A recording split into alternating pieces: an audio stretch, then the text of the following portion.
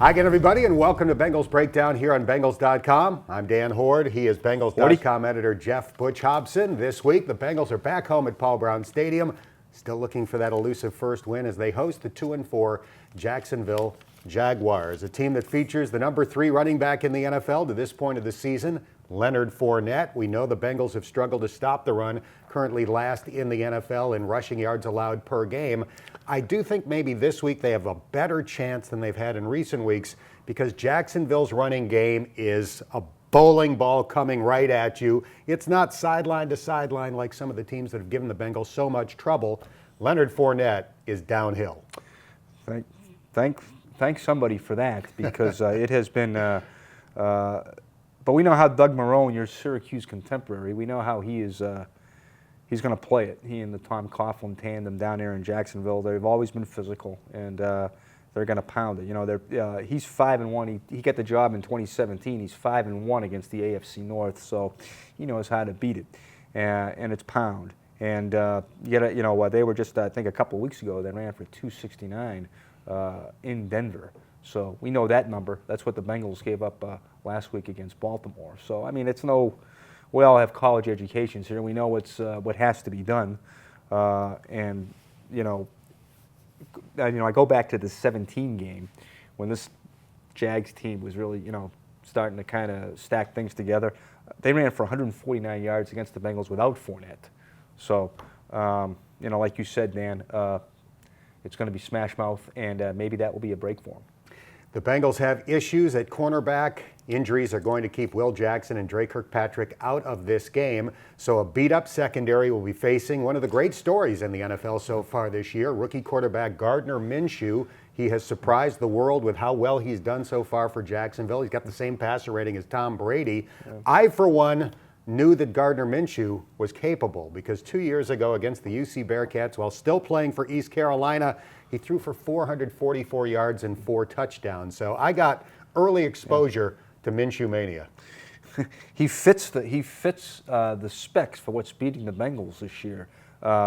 In fact, he may have too many games started, but the Bengals have really struggled with young quarterbacks since playing Russell Wilson in Seattle. They've played Jimmy Garoppolo in his 12th NFL start, Josh Allen in his 14th, Kyler Murray in his 5th, Mason Rudolph in his 2nd, and Lamar Jackson in his 13th. And, I thought Zach Taylor did a nice job explaining that the other day in the news conference about how these young quarterbacks have coming right from college. 10 years ago, you never would have, seen that, being able to fit these guys in so seamlessly, so quickly. But, the college, as the Bengals well know, because of what you talked about, the trying to defend the whole field, the college game is here. The Bengals have struggled in the red zone, and Minshew's been really good there. He leads the league in completion percentage in the red zone. He's completing 77% of his passes, 11 of 15, 6 touchdowns, no picks. That used to be an Andy Dalton. That was normalcy for Andy Dalton. He's struggled in there, 3 touchdowns, 1 pick. He's only completing 59% of his passes. The other thing about your guy Gardner is he's not exactly a slouch running the ball. The third, I hate to say this, but he's got among quarterbacks, he's got the 3rd best yards per rush. The first 2 being Kyler Murray and Lamar Jackson. So I know Leonard Fournette's downhill, but would you be surprised if the Jaguars said, "Oh, Gardner, you may get you 70 yards"? And now I've learned that Gardner is my guy. So that's an interesting revelation for me. Jacksonville has the reputation of being Sacksonville. They don't have one guy that has 8 sacks. They've got a bunch of guys that have 3 or 4. And as the Bengals have injuries at cornerback, they also continue to have injuries on the offensive line. John Jerry will start again at left tackle this week, we expect. And Alex Redmond at right guard due to the injury suffered by John Miller. And Alex Redmond, he gets Mr. Campbell. He is who actually holds this is an amazing stat to me. He holds the Jacksonville record for most sacks in a Jaguars season. He set it back in 17, 14 and a half, which is more than Tony Brackens and who had a heck of a career down there.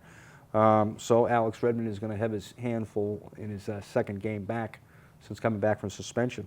And then the left side of the line is Jerry and Billy Price again, which is they're trying to get some chemistry there. And I thought they've blocked. And I think Zach has said this earlier this week. They've protected the passer pretty well, But it's, when you can't get Joe Mixon going. Joe Mixon without AJ Green, Joe Mixon is your best player. You can't. People are saying, well, why are they, losing? Why are they 0-6? Well, they're 36th defending the run and they're 32nd rushing the ball.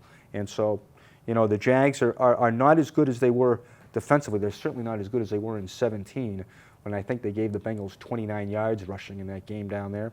And they're ranked 25th against the run. I mean, I still, I think this thing until AJ gets back, it's only as good as Joe Mixon, and he only had 10 carries last week. So, I really think they make another. I think they have to bow up like they did against Arizona when they really gave them 19 carries. They're back at home. I think they have to go that way again.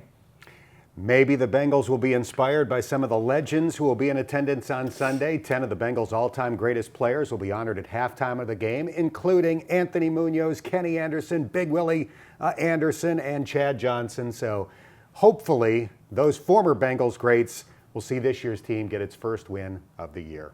For Geoff Hobson and our photographers Marissa Contepelli and Sina Grivey, I'm Dan Hoard. Thanks for checking out Bengals Breakdown here on Bengals.com.